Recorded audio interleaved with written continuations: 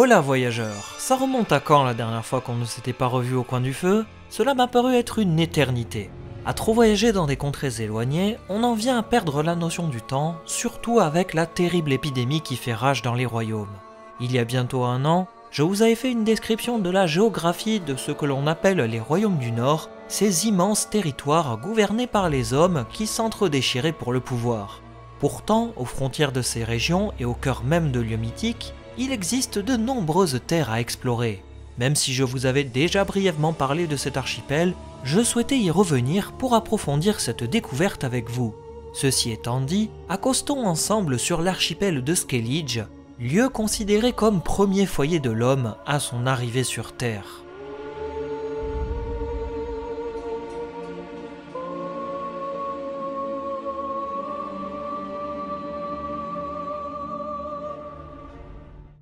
Si l'on part de l'ouest en direction de l'est, il est fort à parier que le navire mouillera proche des îles composant l'archipel de Skellige. Bien que plus petits que leurs voisins du nord, ces domaines ont une histoire tout aussi riche et intéressante. Composés essentiellement d'îles volcaniques avec des montagnes et forêts, on peut également y découvrir des fjords et de vastes étendues gelées. Des îles à la nature sauvage qui ne demandent qu'à être découvertes. Rocailleux et inhospitalier au premier abord, Skellige est l'une des premières régions habitées par les humains. Son peuple se compose de marins vaillants, des marchands doués en l'art de la négociation, ou encore des pillards et pirates parsemant les petits îlots. Les habitants parlent la langue commune, mais ils ont aussi leur propre dialecte basé sur la langue des anciens, un langage dont ils sont les seuls détenteurs du secret. Si l'on connaît peu de choses sur la religion de Skellige, on sait néanmoins que les habitants vénèrent la déesse Freyja. Divinité centrale dans leur culte, elle est appelée la Modronne, c'est-à-dire la mère, car elle est une sainte patronne du foyer, de la fertilité et des moissons. Freyja apparaîtra devant Yennefer dans une vision, ce qui tend aussi à donner des attributs télépathiques et divinatoires à cette déesse. La culture de la mer est enracinée profondément dans les traditions de Skellige. Possédant de nombreux chantiers navals, les dracars des insulaires sont considérés comme les meilleurs navires du monde, surclassant toute frégate nilfgaardienne. Chaque île a ses spécificités et présenter tout l'archipel est difficile compte tenu de l'absence d'études spécifiques sur chaque île. Pourtant, on peut s'attarder bien plus en profondeur sur les îles principales qui composent cette région. Ardskellig est la plus grande de par sa position centrale, mais aussi parce qu'elle abrite la forteresse de Kertrold, d'où l'on peut observer toutes les îles de l'archipel. Loin sur la gauche, avec ses montagnes dont les sommets se noyaient dans les nuages, la verte et haute Spikerug brisait les vagues qui venaient se jeter sur ces récifs déchiquetés. Sur la gauche, on distinguait les falaises escarpées de l'île d'Unvik qui grouillaient de mouettes, pétrels, cormorans et fous de bassan. Une île bien plus sauvage que les autres, vous en conviendrez.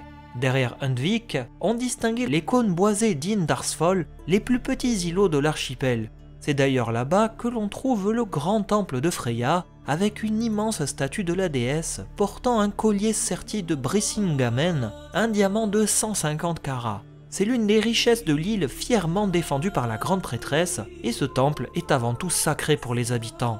Si l'on grimpait au sommet d'une des tours de Kertrold, on apercevrait une île solitaire, l'île Faroé, séparée des autres vers le sud, qui pointait hors de la surface de l'eau telle la crête d'un immense poisson. La différence avec les royaumes du Nord réside principalement dans le droit. Sur Skellige, chaque homme a des droits quasi égaux à ceux qui les gouvernent, contrairement à des régions du continent qui donnent un droit sacré à la personne royale. En parallèle, on peut y trouver des esclaves qui ont un rôle bien inférieur aux autres habitants. La société est alors régie par des règles strictes. Les îles sont toutes unies sous le règne d'un roi choisi parmi les membres des principaux clans de Skellige. On y trouve le clan Tursach, Ancreit, Dimoun, Drummond, Hermae ou encore Tordarok. Élu lors d'une cérémonie traditionnelle, le roi peut déléguer une partie de son pouvoir à son jarl subordonné qui officie alors comme commandant des armées et en particulier grâce à son rôle d'amiral en charge de la puissante flotte qui compose la marine royale. N'oublions pas également de mentionner l'existence de nombreux petits gouvernements locaux qui sont tous dirigés par un jarl de moins d'envergure que le subordonné du roi, permettant ainsi un maillage politique diffus sur l'ensemble du territoire. Certains disent que le roi n'a pas de pouvoir, si ce n'est un rôle symbolique, et que c'est le Jarl subordonné qui gouverne réellement. Une version que je ne peux hélas avaliser puisqu'elle n'est pas appuyée sur des écrits. À l'aube de l'histoire du sorceleur Geralt de Rive, Eyst Tuirsech devient roi de Cintra en se mariant avec la reine Calante de Cintra. Eyst était le frère du roi Bran de Skellige et oncle du Jarl Krakenkane, reliant ces îles au royaume du Lion par les liens du sang. Après la tragique disparition du roi Eyst à la bataille de Manadal Dale, les habitants de Skellige jurèrent de se venger des Nilfgaardiens et ils devinrent ainsi leurs ennemis les plus coriaces. Il est généralement admis que c'est le frère d'Eyst Tuirsech qui devient alors le roi de Skellige sous le nom de Bran. Lors des guerres qui suivirent, les Drakkar de Skellige jouèrent le rôle de corsaires, conduisant des dizaines de raids sur les côtes qui paralysèrent presque entièrement les voies maritimes de l'empire de Nilfgaard. Tous ces revers successifs en mer mirent à mal le mythe d'un empire invincible, et encore aujourd'hui, lorsqu'on voit un Drakkar de Skellige au loin, il vaut mieux ne pas trop attirer l'attention, de peur de s'attirer les foudres de ces furieux barbares. Vous en conviendrez donc, Skellige reste un îlot à part dans la géographie et la géopolitique du monde connu.